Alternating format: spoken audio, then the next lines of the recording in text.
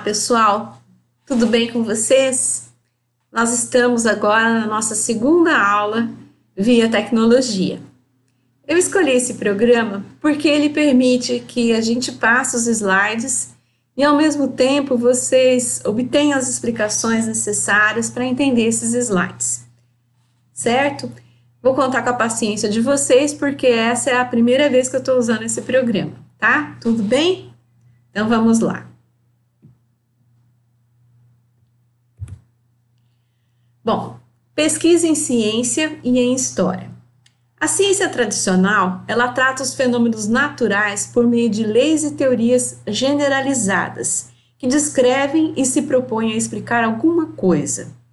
A ciência tradicional, que é essa ciência biológica, mais voltada aí para as áreas da matemática, diferentemente da ciência humana, ela é preditiva, ou seja, ela, por meio dessas generalizações formuladas através das leis e das teorias, ela consegue fazer algumas afirmações antecipadamente, tá? Como a história, ela pertence às ciências humanas, a história funciona um pouco diferente da ciência tradicional. Na história, os fenômenos sociais não são abordados como fenômenos naturais, ou seja, eu proponho leis, teorias, generalizo, faço afirmações antecipadas. Não, eu não posso fazer isso. Mas por que na história é diferente? Porque na cultura histórica, os seres humanos, eles dão significados diversos aos fenômenos, incorrendo em dois problemas: a dificuldade de generalização e a questão da subjetividade, que mais para frente a gente vai comentar. Opa! Aqui. Bom, nas ciências humanas, em especial na história, nós vemos que pensamentos e ações humanos, eles não são previsíveis, Não dá para você ter uma bola de cristal e falar assim, vai acontecer tal coisa, E também não dá para a gente predeterminar a partir de leis e teorias, o que diminui a probabilidade de construí-las ou de predizer. Predizer significa realizar afirmações de forma antecipada, baseada em leis e teorias. Na história não dá para a gente fazer isso. A história, ela se limita a considerar, descrever e explicar eventos, explicar fenômenos e os seus processos particulares, sendo que a questão da generalização em história, ela vai ser representada de uma forma diferenciada daquela generalização que a gente estava comentando dentro da história tradicional, dentro da ciência tradicional, desculpa. O que é a generalização na história? A generalização na história, ela refere-se às declarações abrangentes e sintéticas que dão sentido histórico a um conjunto de experiências significativas, a partir de indícios, lembrando que indícios são evidências ou são pistas, como se fosse o detetive, ou dados históricos, que também é um outro nome. Isso tudo de acordo com um referencial teórico, Um quadro geral, uma abordagem ou um paradigma. Também na sequência dos slides a gente vai entender melhor o que seria um paradigma, E essa definição de generalização em história, ela está lá naquele texto que a gente mandou para vocês lerem, Que é da autora chamada Struna, ok?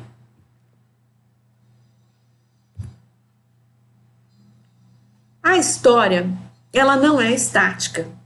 Ela usa diversas fontes e, para se trabalhar com ela, é necessário aprender a lidar com massa documental, não linearidade cronológica, investigação por temáticas e disposição para aprofundamento de lacunas.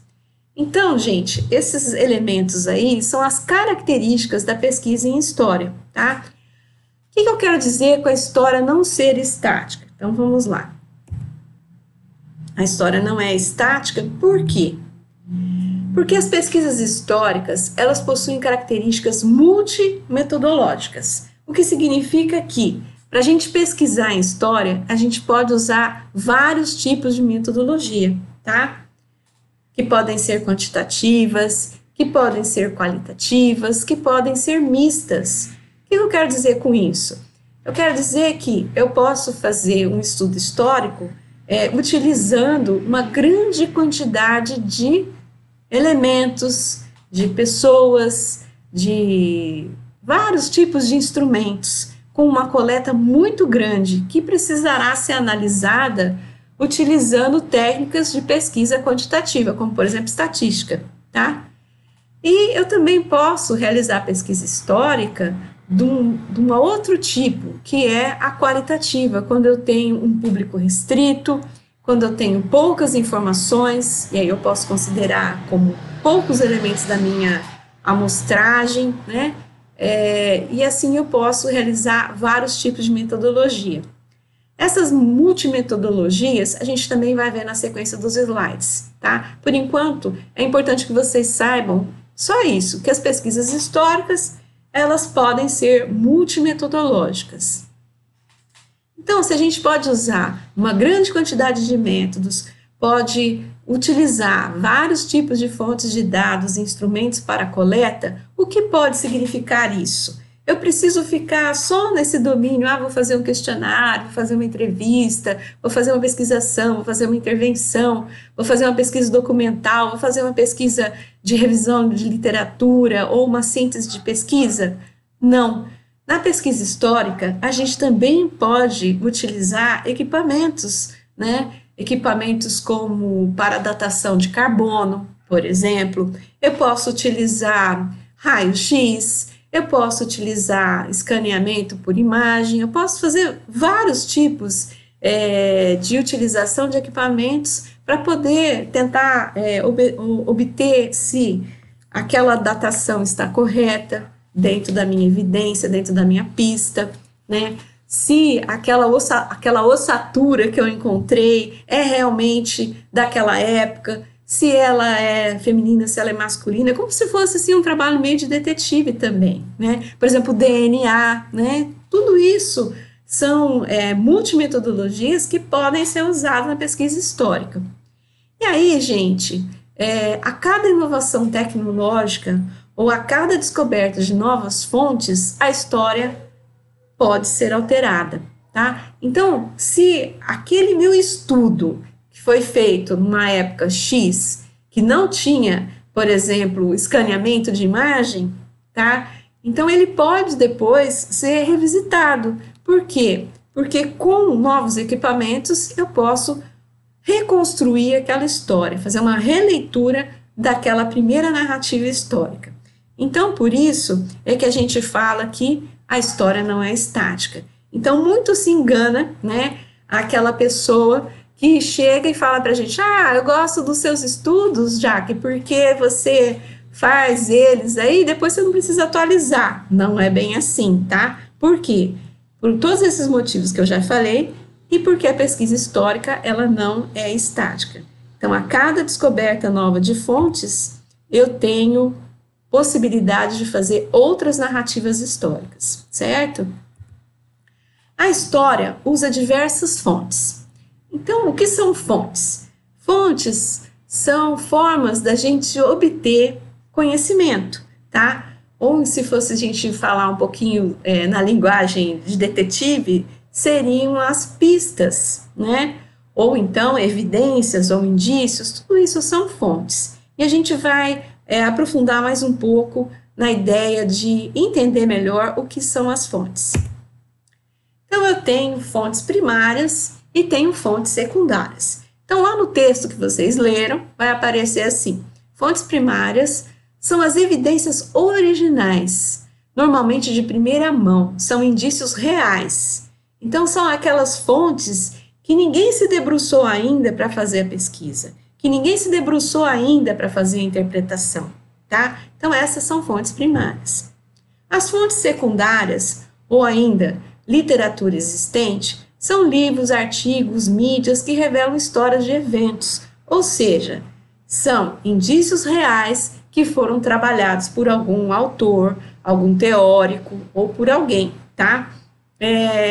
Então, quando eu tenho livro, quando eu tenho artigo, quando eu tenho outras formas de mídia, né, em que foram feitas análises e interpretações, então eu tenho fontes secundárias, tá? Ou seja, literatura existente. E essas definições estão no texto que eu enviei para vocês. Nós vamos destrinchar um pouco melhor isso, porque lá no texto não está muito claro algumas coisas, tá? Então, bora lá.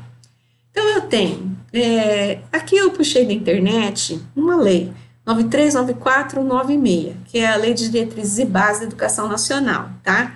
Essa lei, ela está disponível, né, no Planalto, de domínio público, né, e é um documento oficial, é uma lei, tá? Essa lei, o que vocês acham? É uma lei que é uma fonte primária? Ou será que uma lei é uma fonte secundária? Vou deixar um tempinho para vocês pensarem, certo? O que vocês acham? Muito bem. Quem optou por falar que uma lei é uma fonte primária, acertou, tá? A lei é uma fonte primária. A lei pode ser um objeto de pesquisa, tá? Uma evidência, um documento de primeira mão. Uma lei não tem uma interpretação. A lei é a lei. Ela foi promulgada por uma instância superior às nossas interpretações e ela está lá. É um documento que precisa e que será utilizado de forma, no caso dessa daqui, de uma forma nacional, tá? Então, a lei, ela está totalmente escrita e ela é um objeto de pesquisa. Então, aquela escrita da lei é o que a lei determina, tá? É o que ela obriga e tudo mais. A interpretação que a gente faz dessa lei, aí já é uma outra coisa. Então, quando eu envolvo interpretação, eu estou falando em fonte secundária, tá? Mas vamos seguir mais um pouquinho. Então, quando eu tenho uma lei, quando eu tenho um conjunto de leis, né? Quando eu tenho uma compilação de leis, aí eu já estou começando a trabalhar em cima do meu objeto. Ele juntou uma grande quantidade de legislações de uma área determinada, no caso a educação física, que é a nossa área, desde 1851 até 1970. Então, ele trabalhou bastante. E ele fez algumas interpretações. Quando a gente seleciona, quando a gente opta por colocar essa ou aquela, a gente está fazendo interpretação. A gente está trabalhando, de certa forma, ou rasa ou profundamente, nós também estamos analisando. Essa nova obra que esse autor gerou, né, a partir do trabalho dele, a partir da seleção dele, a partir da interpretação dele, é uma fonte secundária, tá? Então, considera-se essa compilação da legislação de educação física, de 1851 até 1970, por Laércio Pereira, uma fonte secundária. Deu para entender bem a diferença? O que é uma fonte primária e uma fonte secundária? Muito bem. Nós vamos seguir em frente, nós temos mais coisas para falar sobre as fontes. Na primeira aula que a gente teve presencial, eu passei vários slides. E um dos slides falava, né, das primeiras aulas de educação física, né, no Brasil, tá? E a gente apontou uma data, 1852. Não sei se vocês se lembram desses slides, mas era um dos slides da primeira aula nossa, tá? Esse slide falava assim: as casas para as escolas terão acomodações para a residência do professor, sala para as classes e exercícios de instrução, 2 ou 3 alcovas para dormitórios dos discípulos internos, oratório para educação moral e casa e quintal para os exercícios de educação física e horticultura. Então, já em 1852, já falava-se de exercícios de educação física. Então, esse trechinho está no regulamento da instrução primária da província do Amazonas, de 8/3/1852, tá? Então, é um trechinho de um regulamento, de uma lei. Então, se é uma lei, é o quê? É uma fonte primária, tudo bem? Muito bem.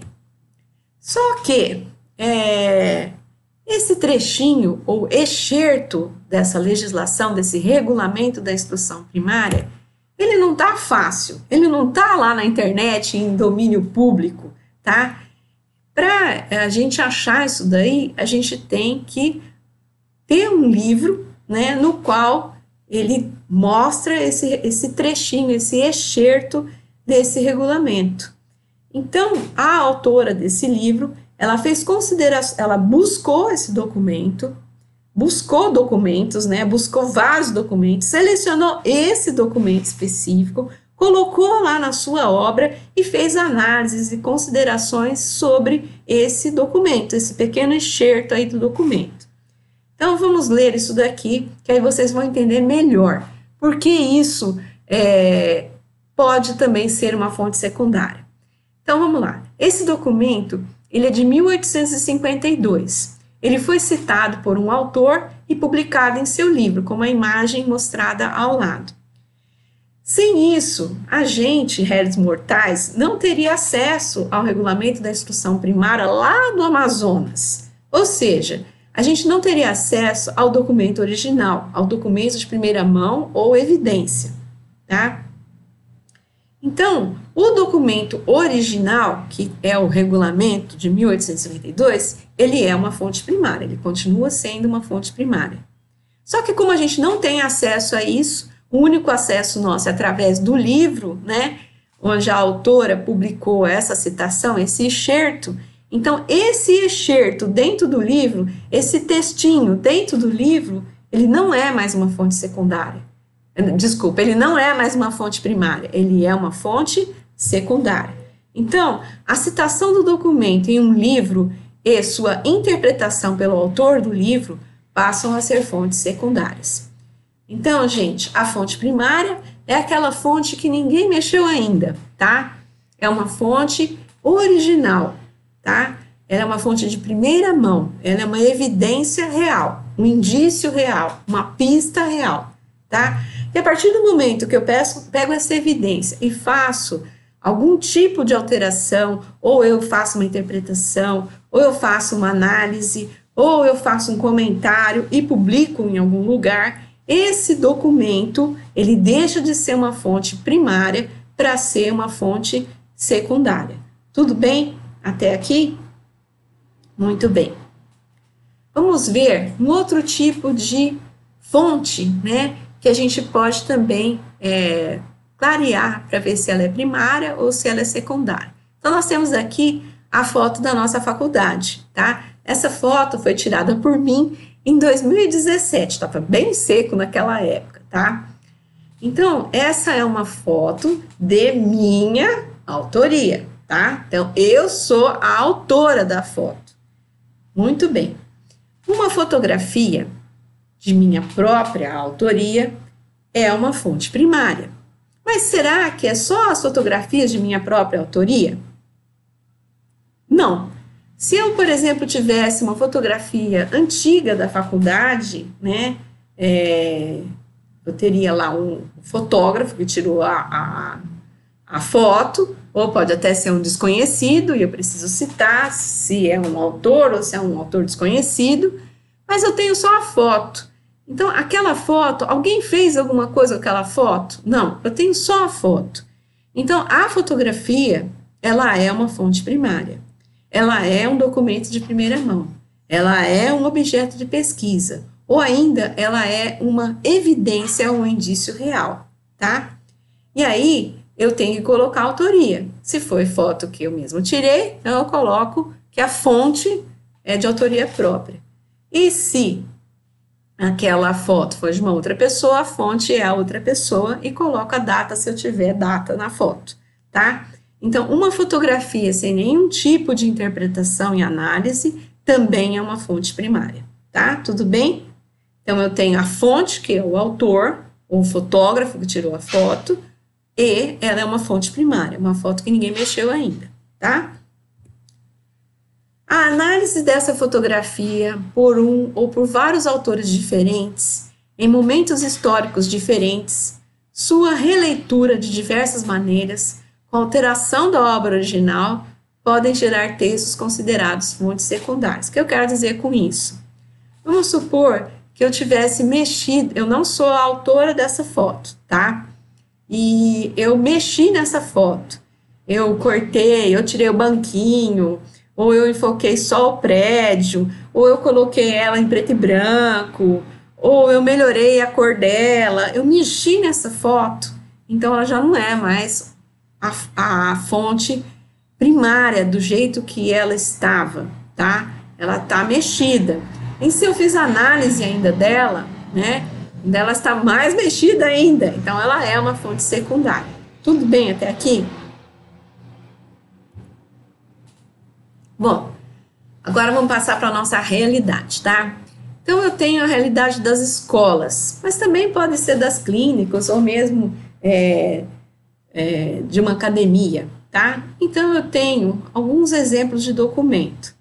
Então eu tenho aqui do lado, desse lado aqui da tela, nós temos uma lista de materiais que tem dentro do laboratório escolar, tá? Aqui nós temos um livro de atas de reunião escolar, tá? E aqui eu tenho várias pastas de documentos de vários anos também de acervo de escola. Isso aqui, gente, são todos fontes primárias, tá? Então, essa lista é uma fonte primária, esse livro cheio de atas de reuniões pedagógicas é uma fonte primária, e todas essas pastas que constituem um acervo escolar, por exemplo, prontuário de aluno, tá? Todos nós, né, e aí eu me incluo, né, todos nós temos um prontuário dentro da Unesp. Vocês têm prontuário como aluno, né? E eu já tive prontuário como aluno, porque eu fiz mestrado, fiz doutorado, tudo na Unesp. Então, eu tinha um prontuário de aluno também, que é a minha vida acadêmica dentro da Unesp. E hoje eu tenho também um prontuário, que é o prontuário de professora. Então, toda essa documentação que está na Unesp é fonte primária. E pode, né, se houver autorização, pode ser utilizado para fazer pesquisa histórica, tá? Muito bem. Alguma dúvida por enquanto? Então, são todas fontes primárias, fontes de primeira mão, evidências reais, tá? Aqui, gente, é um documento que eu encontrei na época que eu fazia doutorado. Eu encontrei ele no Museu do Esporte, chamado Devaney, lá na cidade de Santos. Então, esse documento, quando eu encontrei, ele estava nessas condições aqui. Então, esse documento é uma fonte primária. E aí, como eu tenho algumas habilidades, né, com restauração, então eu tive a manha de fazer uma restauração desse documento, porque interessava muito esse documento para mim, para o meu doutorado, e ele era uma evidência real de pesquisa, e principalmente, como ele estava nessas condições aqui, bastante deterioradas, eu tinha certeza que ninguém tinha mexido nele, e eu seria a primeira pessoa a ler o que estava escrito aí, tá? Então, eu peguei meus equipamentos, né, mais luva, máscara, óculos para proteção e fiz a restauração.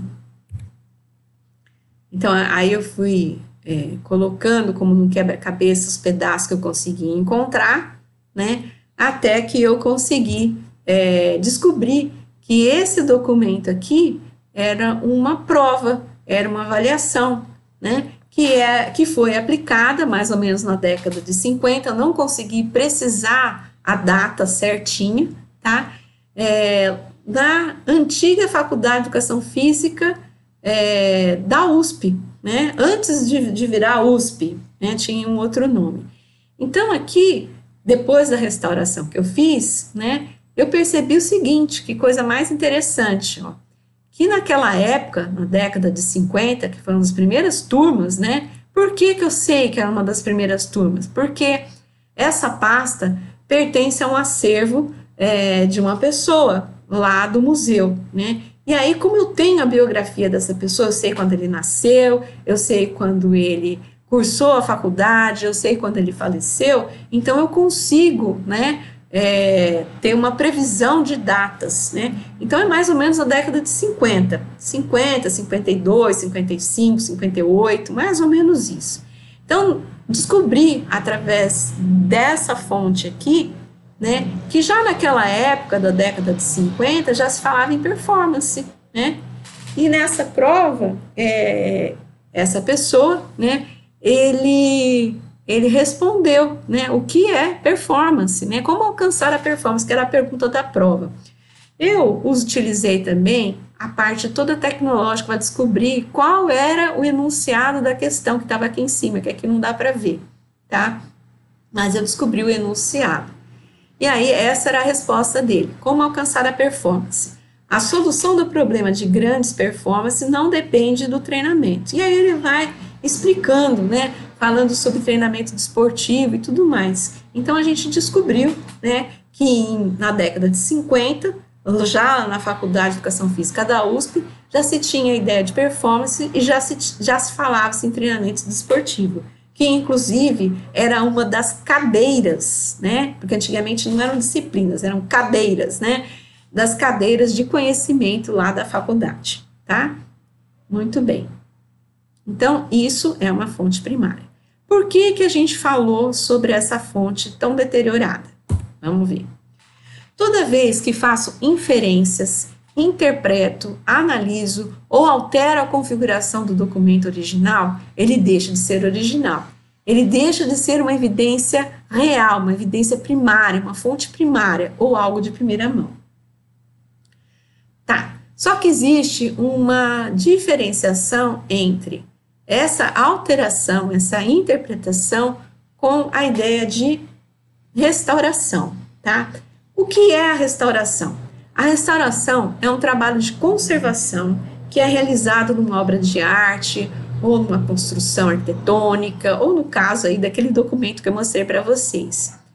Porque, no caso, né, tanto a obra de arte quanto a arquitetura, né, às vezes está com partes deterioradas, né, e elas precisam ser conservadas, precisam ser restabelecidas. E elas são restabelecidas de acordo com o mais próximo possível de como eram inicialmente, na obra de arte original, na construção arquitetônica original, e no caso nosso, no documento original, tá? Então, aquele documento que eu mostrei, que é esse aqui, ele é uma fonte primária. Inclusive, depois que eu restaurei, eu devolvi a restauração para o museu, e eles me agradeceram bastante, tá? Então, eu utilizei no meu trabalho, né, eu fiz um escaneamento desse documento restaurado e utilizei ele no meu trabalho. Então, lá no meu trabalho, ele passou a ter interpretação, então, no meu trabalho, ele se tornou uma fonte secundária. Meu trabalho é uma fonte secundária, tá? E o documento, ele se encontra restaurado de forma que ele continua sendo original lá dentro do museu, tá? E aí, quando eu entreguei para eles lá no museu a restauração, eu passei também a ser uma espécie de, entre aspas, autora, né? Por quê? Porque foi eu que fiz a restauração. Então, eu também virei uma espécie de fonte lá para o museu.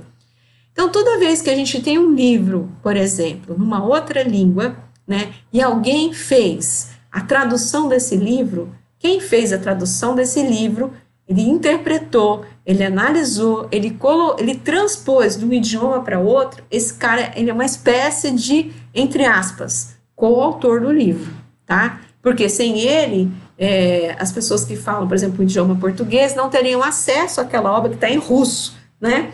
Então, ele é uma espécie de coautor, assim como eu sou uma espécie, entre aspas, de coautora desse documento que foi restaurado por mim e que se encontra lá no Museu Devaney, tá?